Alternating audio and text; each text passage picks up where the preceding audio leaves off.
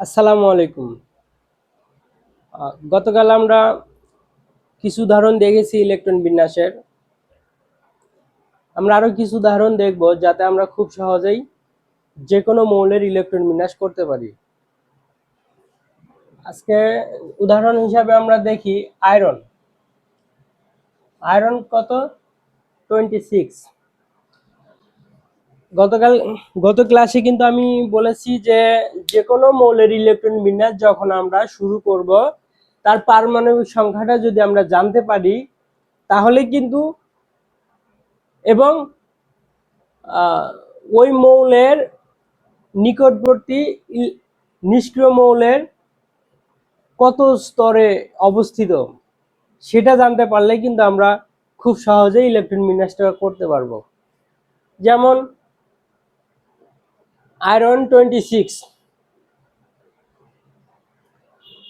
এটার নিকটবর্তী যে নিষ্ক্রিয় মৌল সেটা কোনটা আছে, নিষ্ক্রিয় মৌলের সিরিয়ালটা আমরা মনে রাখবো। সেটা কিভাবে? হিলিয়াম, নিয়ন, আর্গন, ক্রিপ্টন, জেনন, রেড।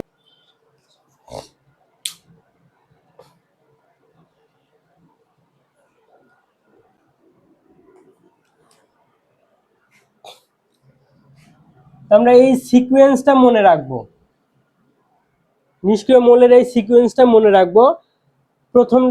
প্রথম স্তর অর্থাৎ প্রথম পর্যায়ে, দ্বিতীয়, তৃতীয়, চতুর্থ, পঞ্চম অ্যান্ড ষষ্ঠ, এটা সপ্তম পর্যায়ে। তো আমরা জেনেছি যে এদের ইলেকট্রন বিন্যাস কেমন হয়। প্রথমটা NS2, এন এর মান হচ্ছে পর্যায় সংখ্যা। নিয়নের ক্ষেত্রে কি হবে? NS2NP6।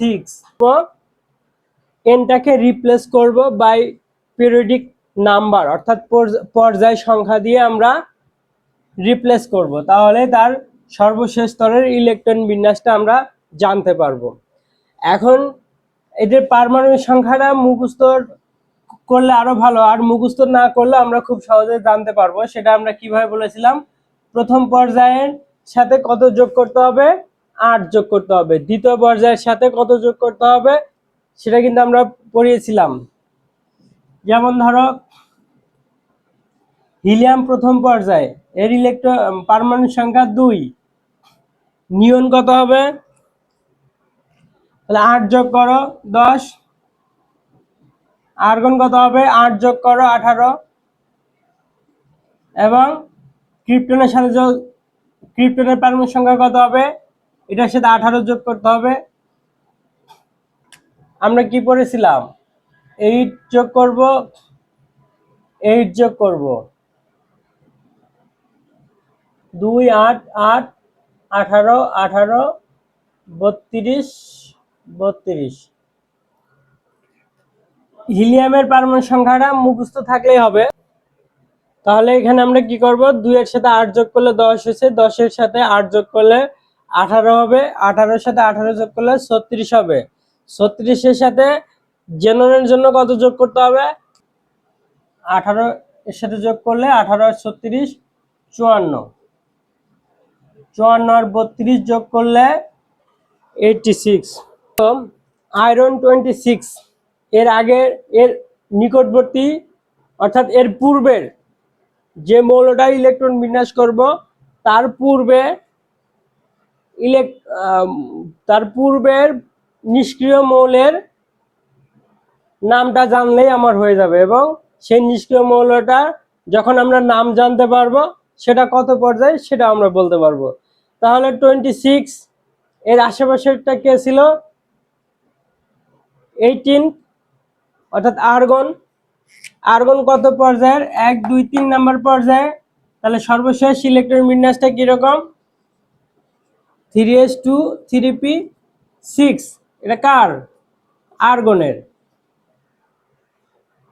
এর পূর্বে আরো আছে 1s 2s 3s, এইরকম দিয়ে আমার আর্গনের ইলেকট্রন বিন্যাস আমি তাহলে জানতে পারলাম কত?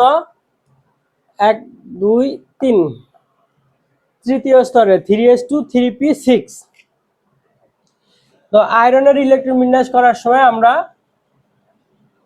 আর্গনের এভাবে লিখতে পারি।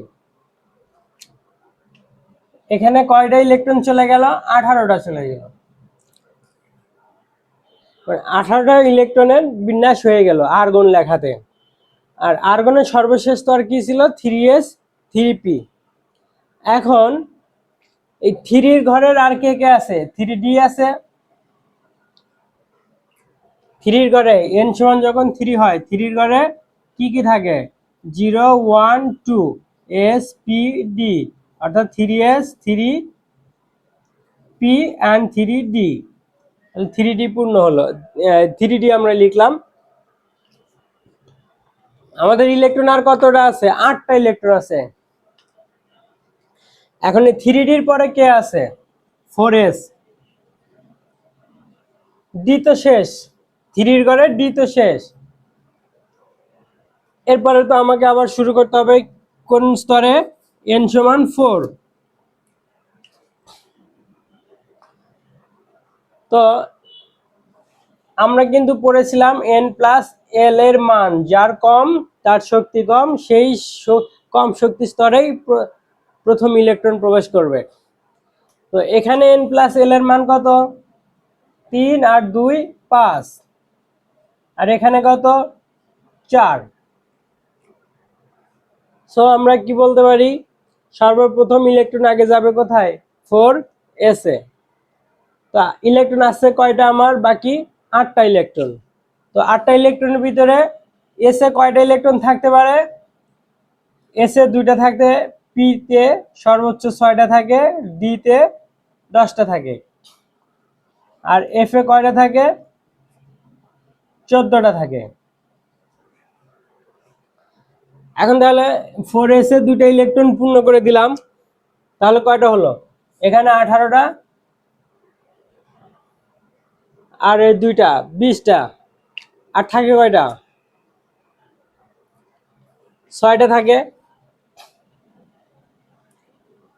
তাহলে এইটাই আমাদের ইলেকট্রন বিন্যাস 3d6 4s2। এটা হবে কার? আয়রনের ইলেকট্রন বিন্যাস। এখন দেখো এখানে সর্বশেষ স্তর কোনটা? আমরা বলেছিলাম যে ডি ব্লক মৌল।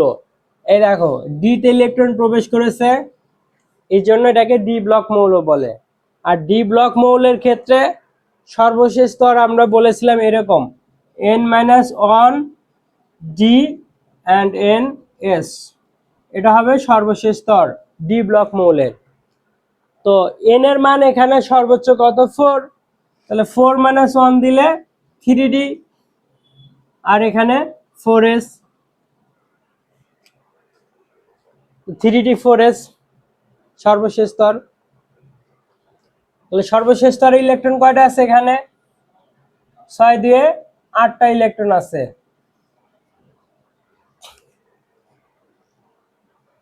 এই জন্য আয়রনের গ্রুপ সংখ্যা কিন্তু 8,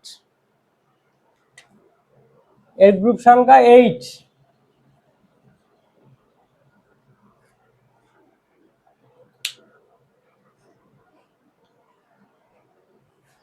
আমরা আরো কিছু উদাহরণ দেখি।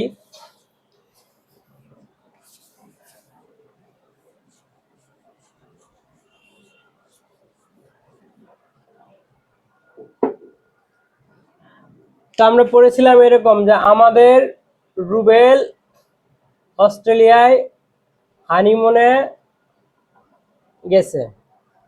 তো এটা যদি 26 হয়, এর সাথে কত যোগ করতে হবে? আমাদের বলেছিলাম 18 যোগ করতে হবে।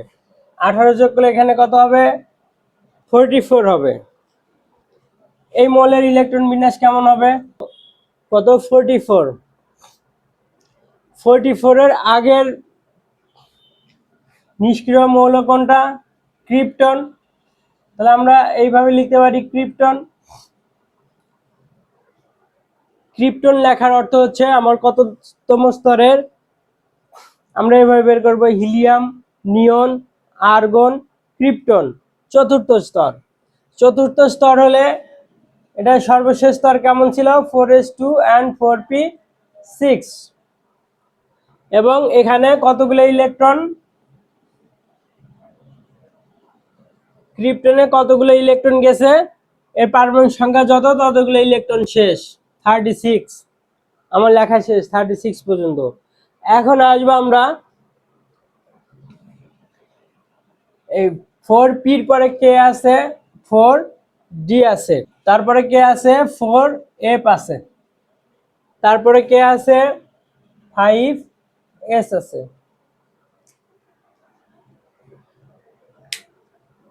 এগুলোর ক্ষেত্রে যদি আমি ধরি 4d এর n+l এর মান কত,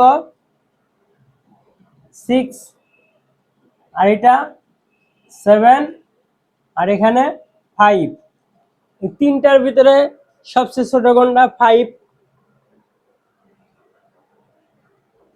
তো 36টা ইলেকট্রন শেষ, আমার 44টার ভিতরে 36 গেলে আর থাকে কত, আমার 8টা ইলেকট্রন। তো 8টা ইলেকট্রন আগে কোথায় যাবে, 5s2 তে যাবে। আর কয়টা থাকে, 6টা। তাহলে এই 6টা কোথায় যাবে, এই ডি তে যাবে। ডি যখন পরিপূর্ণ হয়ে গিয়েও ইলেকট্রন থাকতো তখন আমার 4f এ যেত। তাহলে এখানে আমরা ফ্রেশলি যদি লিখি, আমরা কি লিখতে পারি, ক্রিপ্টন 4d6 and 5s2। এই যে n-1 d and ns, সর্বোচ্চ আমার স্তর কত, 5, 5-1 d and 5s, তাহলে কত হলো, 4d and 5s। এটাই হবে সর্বশেষ স্তর, 4d and 5s। এবং ইলেকট্রন সংখ্যা কয়টা আছে, 6 2 8টা আছে, 8 ইলেকট্রনস। সো এর গ্রুপ সংখ্যা কত হবে, 8, এন্ড পর্যায় সংখ্যা কত হবে, 5। 5 নাম্বার পর্যায়ে 8 নাম্বার গ্রুপের মৌল হচ্ছে এই রুথেনিয়াম, Ru। তাহলে এই পরের দুইটা তোমরা করে নিবা, তোমরা প্র্যাকটিস করবা নিজেরা।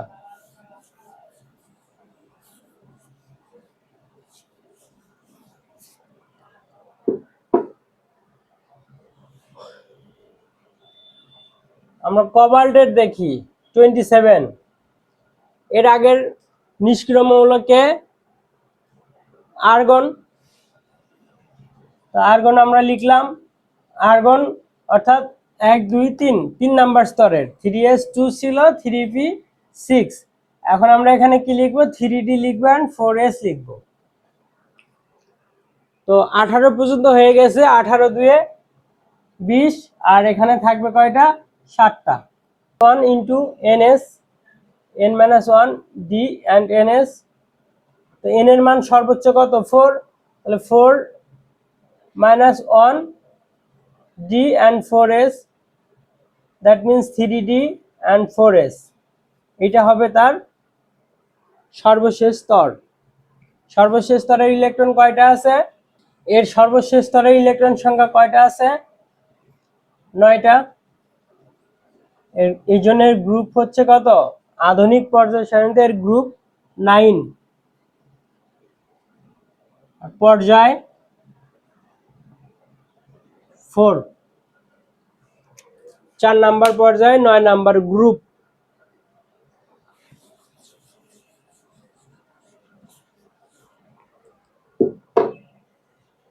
নিকেল কপার যদি ধরি আমরা, কপার 29, সেম কেস। আর্গন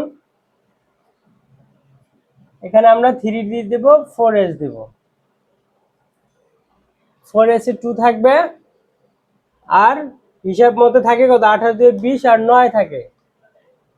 কিন্তু আমরা কিন্তু এর আগে পড়েছি যে ইলেকট্রন, সর্বোচ্চ সংখ্যক ইলেকট্রনগুলো আগে কি থাকবে, সিঙ্গেল থাকবে, একটা একটা করে ইলেকট্রন প্রবেশ করবে যতগুলো অরবিটাল থাকে।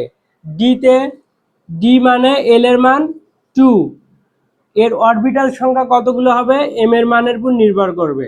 -2 থেকে 0 সহ +2 পর্যন্ত, অর্থাৎ -l থেকে 0 সহ +l পর্যন্ত, এতগুলো অরবিটাল। অরবিটাল কয়টা, 1 2 3 4 5টা অরবিটাল এবং প্রত্যেকটা অরবিটালে সর্বোচ্চ সংখ্যক অর্থাৎ সিঙ্গেল ইলেকট্রন থাকবে আগে, তারপরে যদি ইলেকট্রন থাকে তারপরে একটা একটা করে ইলেকট্রন প্রবেশ করতে থাকবে পর্যায়ক্রম অনুযায়ী। এটা কেন? কারণ ইলেকট্রনগুলো সবসময় স্থিতিশীল থাকতে চায়। যেমন এই অরবিটালের নাম DXY, DYZ, DZX, DX square minus Y square and DZ square. এখানে একটা একটা করে ইলেকট্রন প্রবেশ করলো, 5টা হলো, 6টা, 7টা, 8টা আর 9টা। তাহলে এখানে আমরা কি দেখছি যে এখানে ইলেকট্রনটা সবগুলোই জোড় অবস্থায় আছে, শুধু একটা সিঙ্গেল আছে। তো হয় সবগুলো সিঙ্গেল থাকবে, থাকার চেষ্টা করবে, আর না হয় সবগুলো জোড় অবস্থায় থাকার চেষ্টা করবে। এই দুইটা অবস্থা হচ্ছে তাদের ভিতরে সবচেয়ে স্থিতিশীল অবস্থা। তো আমরা এখানে কি দেখছি, n+l অনুযায়ী কার এনার্জি বেশি? দেখো এখানে 5 আর এখানে 4, এর এনার্জি কিন্তু বেশি 4s এর চেয়ে। তখন এই ডি অরবিটালটা স্থিতিশীল হওয়ার জন্য তার নিকটতম যে দুর্বল অরবিটাল আছে সেখান থেকে ইলেকট্রন সে আকর্ষণ করে, অর্থাৎ টেনে নিবে, সে সেখান থেকে একটা ইলেকট্রন টেনে নিবে। এই জন্য এখানে হয়ে যাবে কত? 3d10। 9 না হয়ে কি হয়ে যাবে? এই 9 এর পরিবর্তে কি হয়ে যাবে? 10 হয়ে যাবে, আর 2 পরিবর্তে 1 হয়ে যাবে।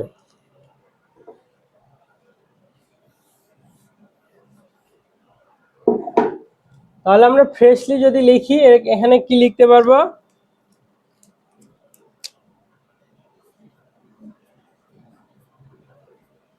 3d10 and 4s1।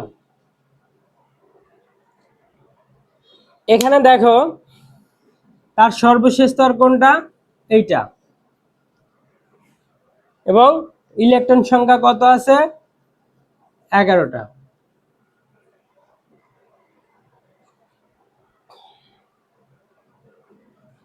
এর গ্রুপ সংখ্যা কত হবে? 11। এটা হবে গ্রুপ পর্যায়, 4 নাম্বার পর্যায়, 11 নাম্বার গ্রুপ।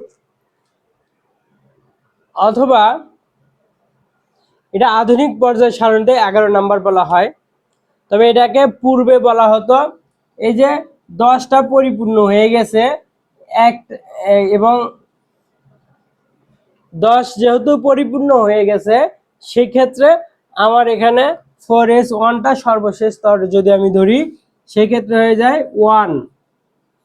আর যেহেতু ডি ব্লকের মৌল এই জন্য এটাকে বলা হয় 1b।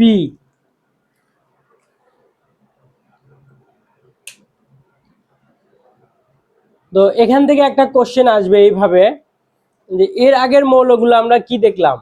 ডি অরবিটাল কিন্তু পরিপূর্ণ ছিল না, আংশিক পূর্ণ ছিল। তো আংশিক পূর্ণ যে মৌলগুলো ছিল ডি অরবিটাল, সেই মৌলগুলোকে বলা হয় অবস্থান্তর মৌল।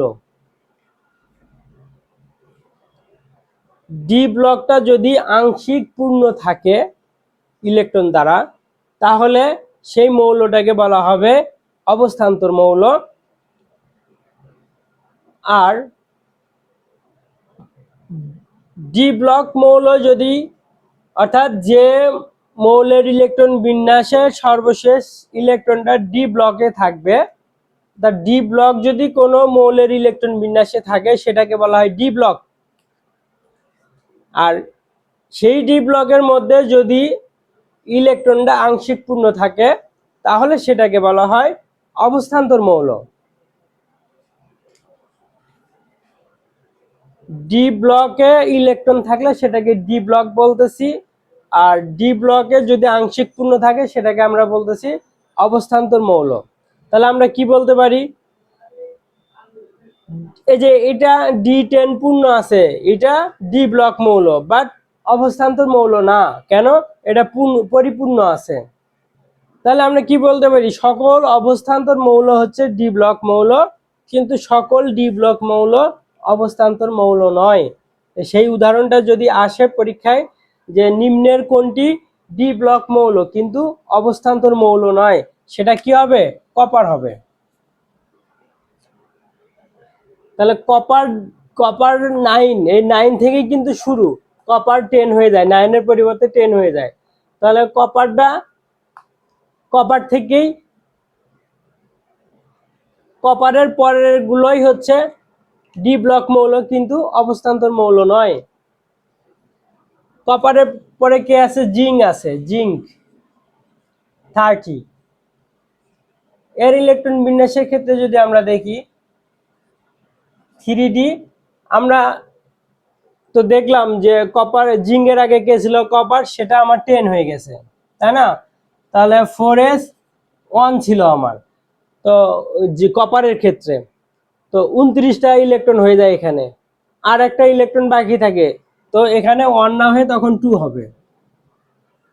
এবং এটা যদি আমরা ধরি 12 নাম্বার গ্রুপ, অথবা এই যে সর্বশেষ স্তরে 2টা ইলেকট্রন আছে 2B গ্রুপ, পর্যায় কত হবে? সর্বশেষ পর্যায় 4 নাম্বার। তাহলে এখানে কপার এবং জিঙ্ক এই দুইটা ডি ব্লক মৌল কিন্তু অবস্থান্তর মৌল নয়।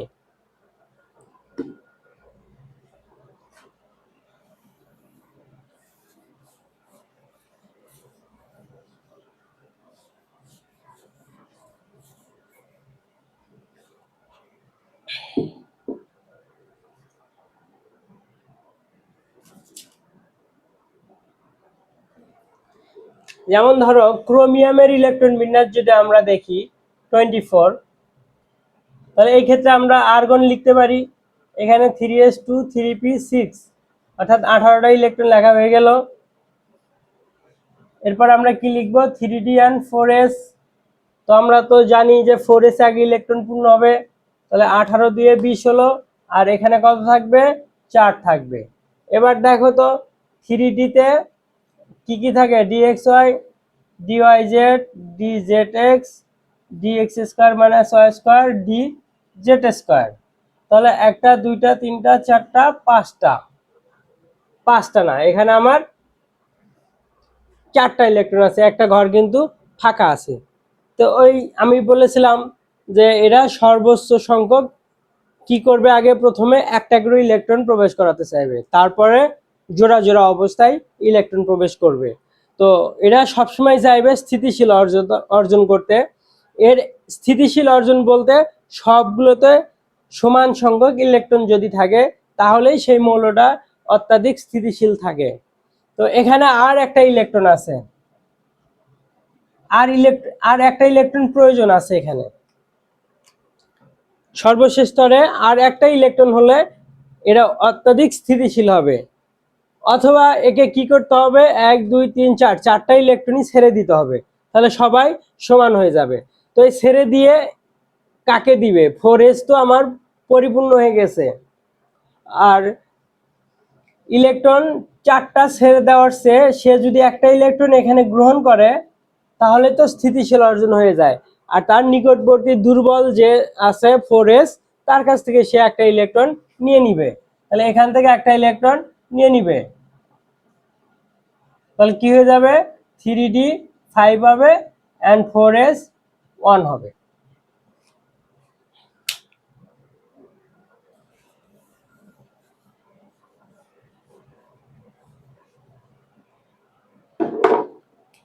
তাহলে আমরা এটা ফ্রেশলি যদি লিখি কি লিখতে পারবো? 3d 5 4s 1। এই যে কিছু উদাহরণ দেওয়া হলো ক্রোমিয়াম থেকে শুরু করে জিঙ্ক পর্যন্ত, এই উদাহরণগুলো খুবই ইম্পর্টেন্ট উদাহরণ। কারণ এখানে আমরা কি দেখলাম?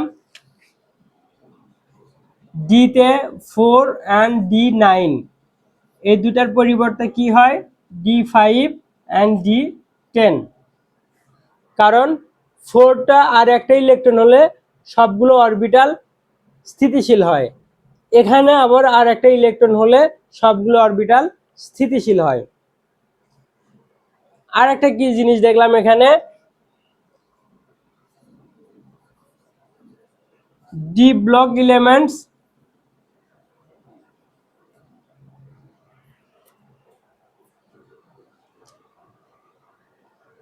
ডি ব্লক উপাদান দেখলাম, আর একটা কি দেখলাম, অবস্থান্তর মৌল দেখলাম।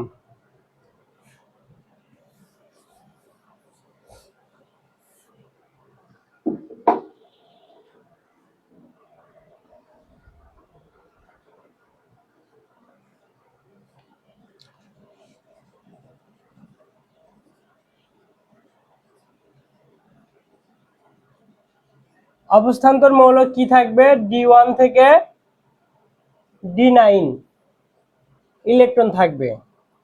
আর ডি ব্লক মৌল D1 থেকে D10,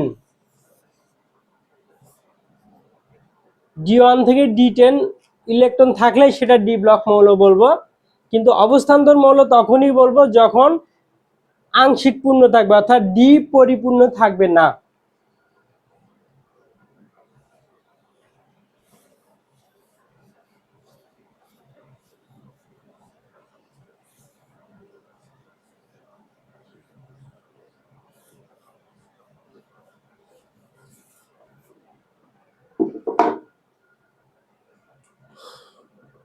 তো আমাদের ইলেকট্রন বিন্যাস, আমরা যদি খুব সহজে ইলেকট্রন বিন্যাস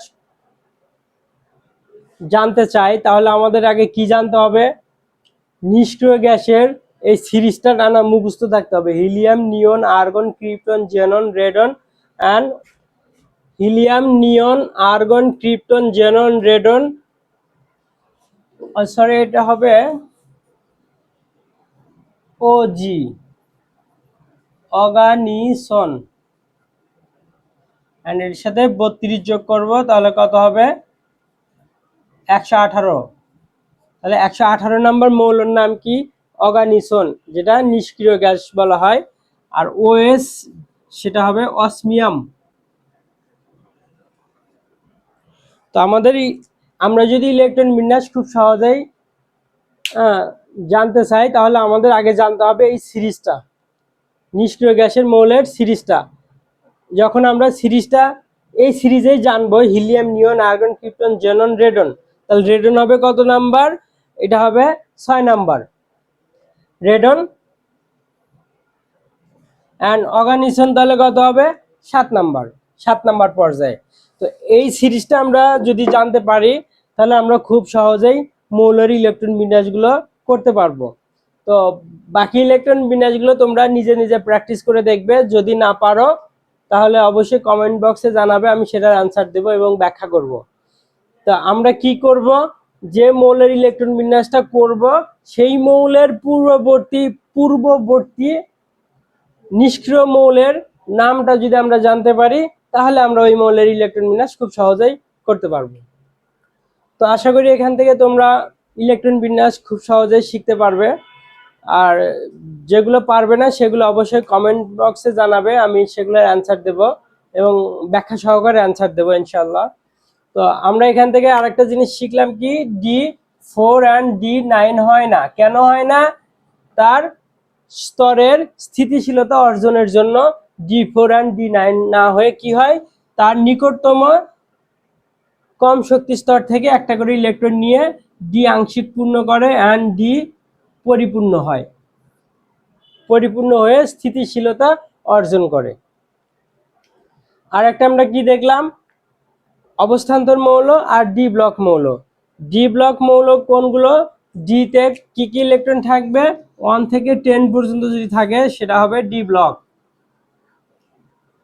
আর যদি ডিতে 1 থেকে 9টা থাকে, আংশিক পূর্ণ থাকে, তাহলে এটা হবে অবস্থান্তর।